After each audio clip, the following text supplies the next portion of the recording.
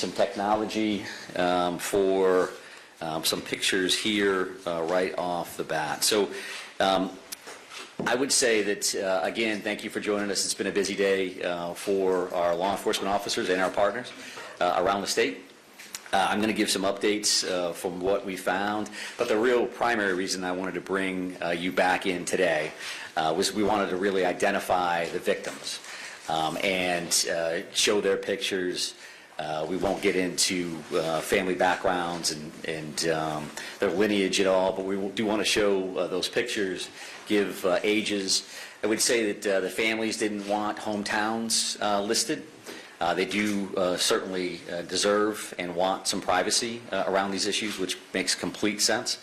And we're going to start with that component of our information simply because that's why we're here, right? This is about the victims.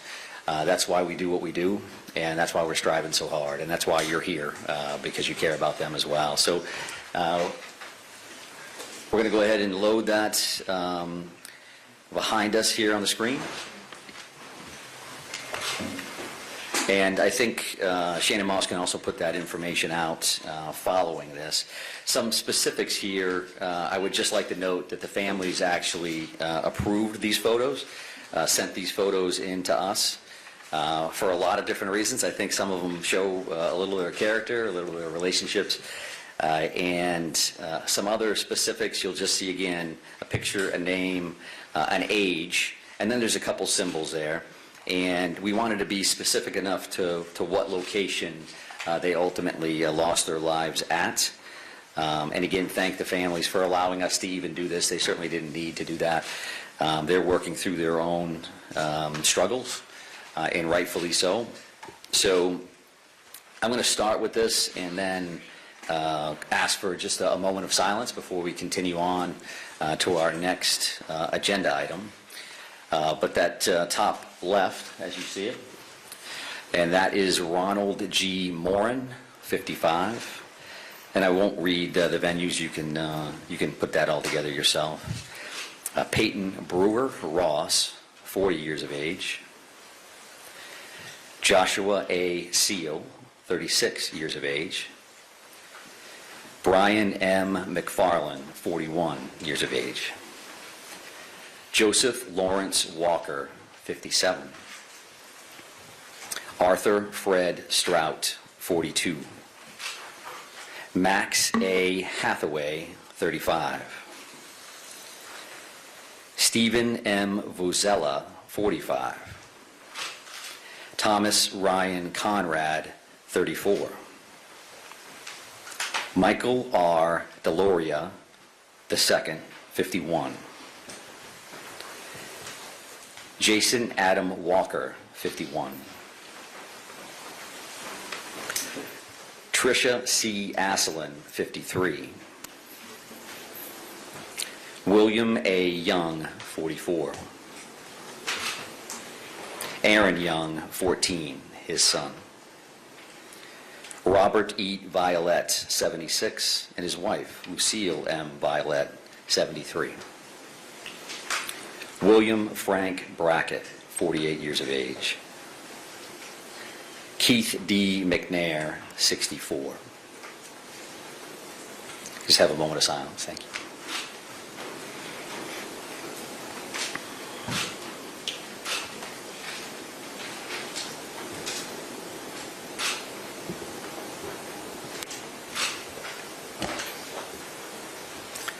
Thank you for that. Truly, truly appreciate it. And we do, again, appreciate that to the family. They did give us those photos. I did not, however, have any of the family members pronounce any of those last names, so certainly no disrespect intended if in any way screwed up the pronunciation. So to move on, I would also like to address the numbers of the victims that that I confirmed earlier today with the number 8. And I will tell you that's miscommunication on my part. I was wrong. In talking to our detectives, we had a list for people that had been identified and family members that had been notified. There's also a separate list that involved family advocacy and whether or not they had been plugged into that. So the reality here is that all 18 of those victims, everybody that we listed here today, everybody has been identified and their families have been notified. So we are in contact with them. I would expect some more information later tonight, and I'll definitely talk about it tomorrow morning at 10. Reference to Family Information Center, a new location, and some material around that, exactly what services will be available at that particular time. But I definitely wanted to make sure that I correct that mistake from earlier. So several other updates from this morning's briefing. I know that Shannon has sent along the aerial maps that we showed or tried to show here on the board, so you have received those. I also think that we had, and Shannon has corrected this as well, but the Jeb Scott boat ramp, the proper name there was the Paper Mills Trail and Miller Park Boat Launch. The address was correct at 501 Lisbon Street. The Jeb Scott is a little bit further down the river, apparently, and we certainly like and appreciate everybody working with us to make sure that we had the proper location, the proper terminology for that. And other additional updates, the boat launch search of the river, the Androscoggin, they're still out there right now, and they'll be there as long as they can based on the light. And as we mentioned earlier, we're talking about sonars and grid searches and things of that nature. That's time intensive. It's taken them a while to work through there. They want to make sure they do it right. So we're not going to finish that search this evening. I would be surprised if you ever saw divers in the water overall. But tomorrow we'll have additional dive resources available to us from out of state, as well as some additional in-state teams. So again, we'll discuss that a little bit at 10 o'clock tomorrow, but no surprises. We expect that to go over, and that we'll have some assets there tomorrow. They did a bunch of flyovers this morning, as I mentioned. They did the sonar searches, some side, some ROV, and we'll be back on that tomorrow. The bar scene itself, they continue to do their on-scene investigation there, as well as at the bowling alley. They did check those wood lines. They may be back in there tomorrow as well, but that is progressing as expected. And I think another major piece of updates for you now is to talk about the shelter-in-place order and where that's going effective immediately. And I'm not a big reader of orders, but I think this is important that you hear this directly from a couple different sources. We're going to put out a release. There's going to be a cell phone geofence release to some folks. We've used that a couple times already during the active shooter as a warning and otherwise. But the shelter-in-place order is rescinded, except hunting is prohibited in the towns of Lewiston, Lisbon, Bowdoin, and Monmouth, beginning Saturday, 10/28/24, until further notice. The state police continue to search in Lewiston, Lisbon, Bowdoin, and Monmouth for the suspect, Robert Carr, and recommend individuals remain vigilant. Businesses may choose to open or remain closed. Commissioner Camuso from IF&W is here to help us answer any additional questions about that hunting piece. It was asked this morning, and it was a good question, and I told you at that time that we were working on an answer for that. And what that means is that the general shelter-in-place has been rescinded. Specifically, hunting, again, is prohibited in those 4 towns, and those 4 towns only. And it's important that I mention that because the rest of the state is allowed to continue with their resident-only day on Saturday, tomorrow. And what does that mean? That means that there are going to be communities that hear gunshots from time to time because they're going to be hunting. So we would ask everybody to use caution in that and not think that every one of those gunshots is directly regarding this particular crisis situation, this investigation. So clearly, if they think, if they're suspicious, if they're concerned, they can certainly call their local agencies. But I would ask them to think about that, where they're located, when do they hear that. If they're 150 miles north, do they need to call their 911 center and create a response? And I think I would say no to that, unless they have another set of facts, a fact pattern that would believe them that there's a direct connection between that gunfire and what they've heard to this point. So we had mentioned why we made that decision initially, because of the crisis and the situation that we had. Those 4 towns in particular, clearly with Lewiston, and the 2 tragic situations here, the 2 locations we already talked about. And then you have Lisbon with the boat launch, Bowdoin where the suspect lived. In Monmouth, there's other family connections in that particular area as well. So this is not to say that the crisis is over, the emergency is done, we can go about our lives as life is good. We want our folks, we want our residents to remain vigilant and to pay attention to what we share for information. I again focus on what we share as in the Department of Public Safety in the city of Lewiston, because we continue to see a lot of information from a lot of different places that is far from accurate. I would also say in that regard, when we say that we're going to meet you here at 10, we're going to meet you here at 10. And when we say we're going to notify you, we are going to notify you in the afternoon if we're going to get together and what time that is. I just encourage you to believe that until I prove you wrong, and I won't. And I say that because we've heard some other stuff. There's going to be a press conference at 1 o'clock, and then our PIO, who's incredibly busy, gets 100 emails that says, is it going to be 1 o'clock or is it going to be this? And you've got a job to do, I get it, and we're trying to help you do your job, and if you could help us do our job, that would be greatly, greatly appreciated. So that is some of those pieces for updates from what we worked on this morning. A couple of additional things. Neighborhood canvases as an example, I did not speak to that. So we talked about large deployments of officers in various locations. What would that look like? Neighborhood canvases could be a couple of officers knocking on a door. And that's going to be happening at various locations around this particular area in multiple towns. Again, if somebody's using their own common sense and they say that doesn't seem right, then sure, call. But you could have 2 uniformed officers or 2 officers with clearly displayed badges jumping out of a marked car to come talk to you as detectives. There was a question this morning around arrival times at the 2 locations, and we had done some research on that, which was hot off the presses walking out the door to come here today. So spare time, as we had mentioned earlier, that initial 911 call occurred at 6:56 p.m. And by the CAD system, or the computer-aided dispatch system, so somebody calls in on a radio and they says, now I'm out at that location. The first officer, the first Lewiston officer arrived based on that system at 7 p.m., so 4 minutes later. The reality there, however, is that there were 4 plainclothes police officers that were shooting on the range in that general area. They hear that call come in, and they're walking into the bar, or rather the bowling alley, in about a minute and a half. So they don't have radios, they weren't in uniform, they hear it as they're at the range, they respond to the address immediately, and then they address the threat and clear the building. For that same location, right, spare time, as an example, you have Lewiston, it's a self-contained police department, they work with everybody, so it's not uncommon to see Maine State Police in town, but they don't have specific areas to patrol. Calls came in to dispatch centers for the Department of Public Safety that would control the Maine State Police, as an example, at 6:57, so a minute-ish later. And we didn't have necessarily troopers right inside the town, so 11 minutes later our first trooper arrives, which is not uncommon actually, and that's a pretty good response time considering it's an urban atmosphere and troopers aren't here. The second set of calls, as we've discussed, came in at 7:08, so this is the bar and grill. And the first Lewiston officer is responding there at 19:13 or 7:13 p.m., so 5 minutes later.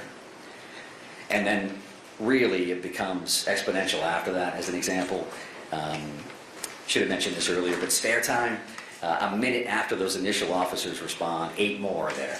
Now we're saying now everybody's starting to roll in at about the same time, and about 10 officers are responding to the bar and grill immediately thereafter. You got the first folks, and then people are just showing up from the police department and other locations. And that particular calls for service for the Maine State Police through Department of Public Safety dispatches, we got that second call at 7:10, about 2 minutes later than the Lewiston Center received it, and we had officers responding and arriving 3 minutes later. So why is that? They're already flying to the first address, and now we got a second call, and now they're diverting to that second call. So it's obviously, they're in town, and they're running hard to that location. So those are the arrival times that I was asked about earlier today. I think based on the list that I made this morning, I think that's all we had for information. And I'll just call that kind of updates and follow-ups, things that I knew you were asking. There were some additional questions from the general public which has been good for us to receive those through these, right? They get a chance to see stuff and then they reach out and say, what does this mean? We had a bunch of people reach out about that shelter in place and what does that mean and what should I do and what does that look like? And rather than answer those through conversations with city staff, city leadership, police chiefs, we decided to rescind that order again, but recommend that people remain vigilant as they move forward. So I do appreciate them reaching out, and all of that contact has something to do with our ultimate decision. You know, where do we go from here? So with that in mind, that's the information that I was asked and the information that I can update. We do have, I believe, the suspect picture up here as another piece. And the reason that we did this is because it's been quite some time. We've seen that photo, and you have a bunch of different photos. This, in fact, has more of the physical description of his height and weight, and his more official hair and eye color. You could guess at that based on some of the photos that you see, but why do that if we can directly give you that information? So if you could freshen up any material that you have there, it does again show that round hooded sweatshirt and dark colored cargo pants that are in the photo that we had released earlier, which showed him walking in to spare time with that firearm. So I think that's the information that I wanted to get out to you today. I appreciate you coming back or holding on. I know you have long days and long nights, so that piece you were going to be around anyway, I'm sure. But I am again happy to try to take some questions and answers. The chief is here as well. We did want to keep this tight from an operational standpoint. So, sir, I want to yes, sir. go back to the timeline. Yeah. The 4 officers who were at the range, I think, right? So can you just go over that again, just that? Yeah, sure. So officers are required to qualify a certain number of times a year, right? So in this particular instance, the officers are in plain clothes, they're shooting at a range right around the corner. The call comes in, they hear that, and they're going to respond, which just speaks to when these things happen, everybody's going. You could be a detective, the chief's bailing out of the station, you could be wherever, everybody goes. So being Lewiston officers, they go, we know where that is. Everybody gets in the car and they immediately go to spare time, to help in any way they can, not knowing that in fact they're going to be the closest there and the first out. So that cuts almost 2.5 minutes off the original or the initial uniformed police officer's response. And that's not uncommon from a police standpoint. Sometimes you got months where you're thinking, well, I'm right around the corner when all this stuff happens.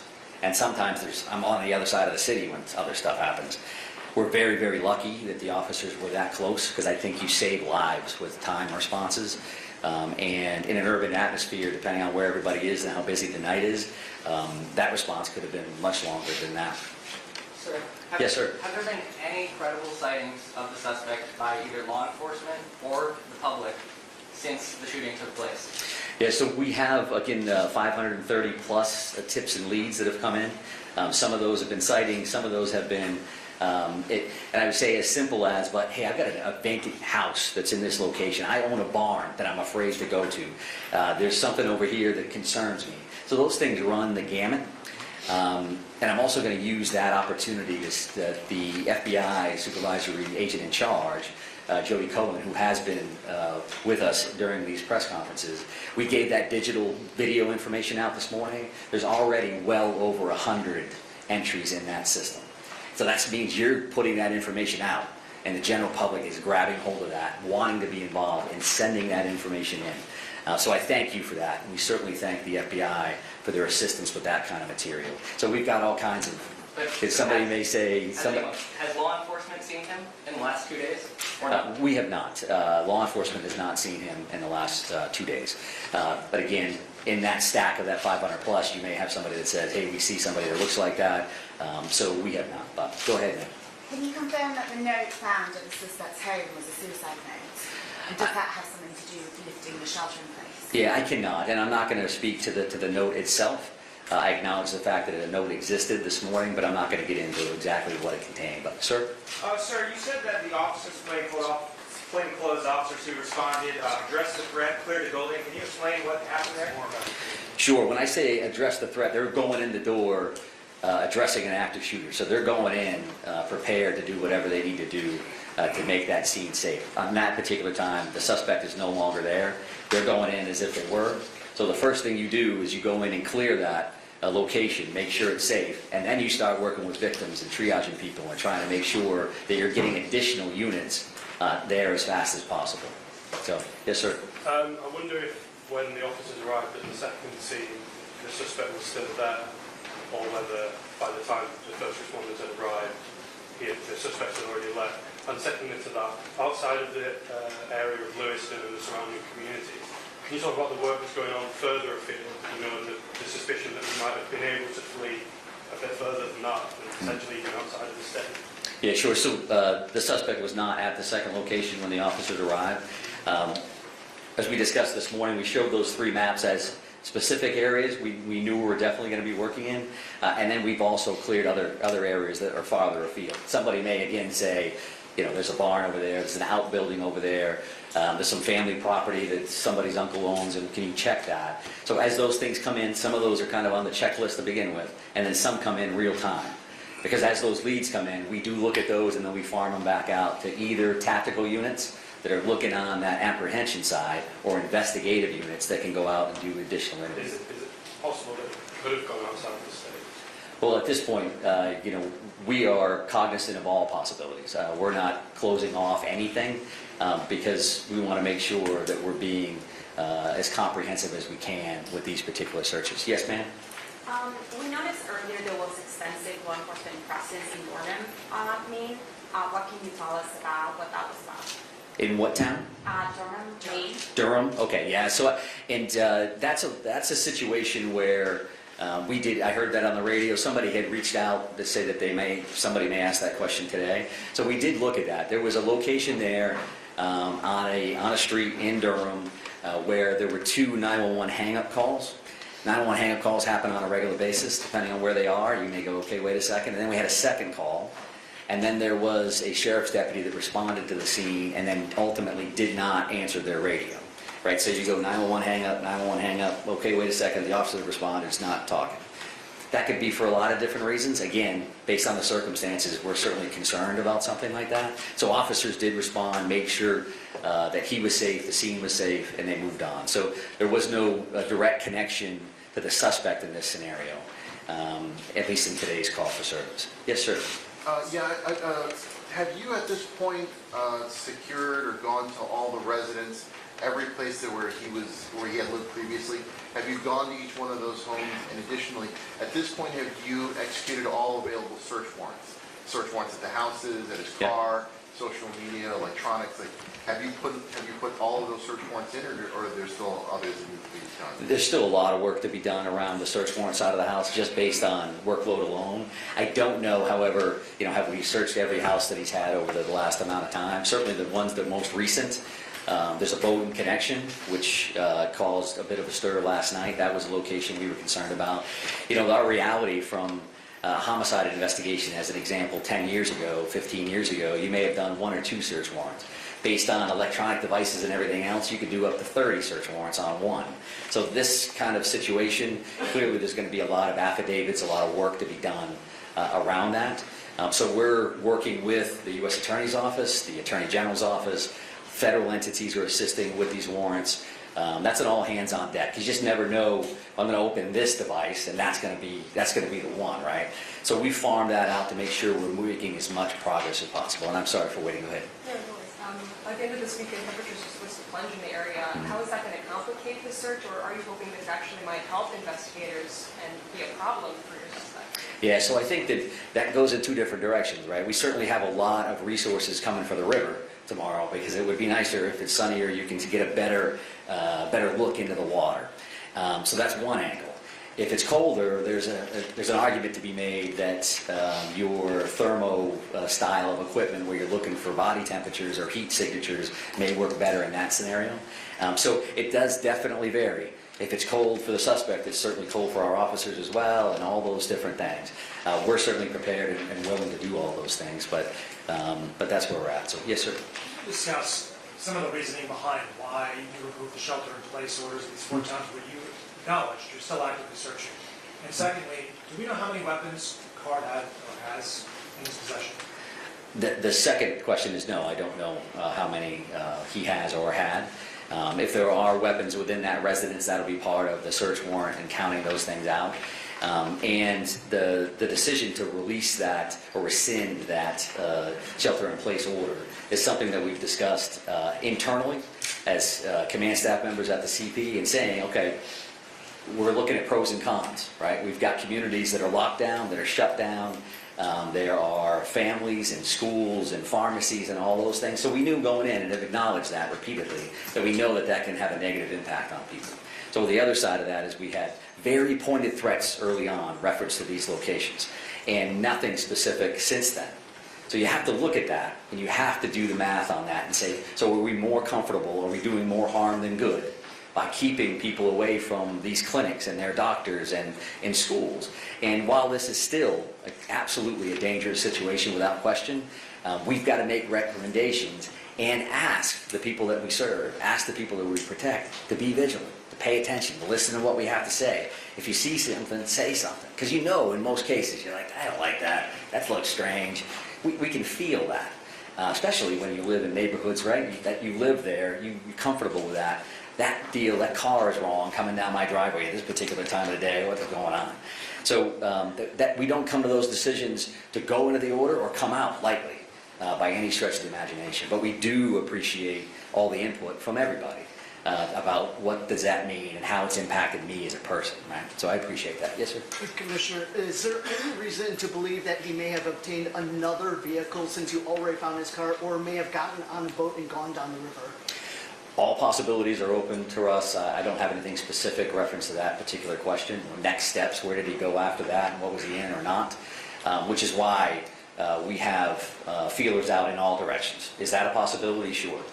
Is the river a possibility? Sure. We're going to continue to work those things until we're comfortable that those things have mitigated to the best of our ability, right? Because some of these locations we serve a search warrant on doesn't mean we're done, right? We may actually go back and continue a search and new information and go back and check a location again.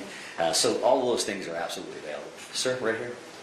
Are there now 18 murder arrest warrants? That's a good question that I don't know the answer to. I know that the Attorney General's office told us this afternoon that they were trying to complete the rest of those warrants in a timely fashion.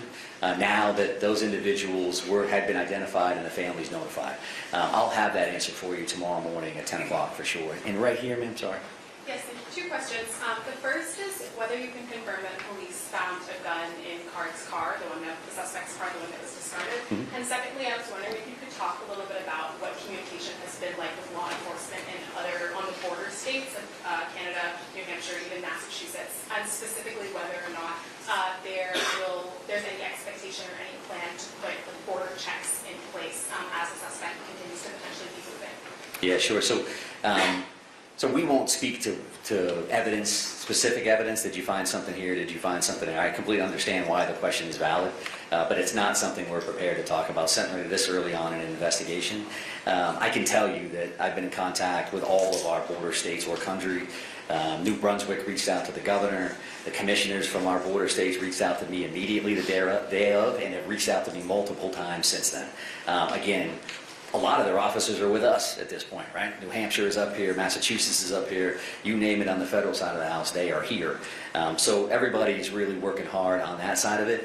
There's no expectation at all that there's going to be some kind of a border checkpoint scenario. But I'm going to take one more call, one more question here from you, ma'am. A question for the chief, if I could. Oh, absolutely. Chief, for members of law enforcement, especially from Lewis and Auburn and this close-knit community, can you talk about what it's been like to do this investigation when they may have close connections to some of the victims? It's been very difficult, I can tell you that for certain. Seeing these pictures come up on the board, I know a couple of them myself. There are many law enforcement officials that I know some of these victims, and it's certainly very challenging. Try to go into a situation very objectively and, do a very thorough job knowing that you know this person that it's affected, or, a family member or a friend. Very difficult. I can tell you that all of the police officers I know from the area remain very professional at all times, and we press on and we get the job done.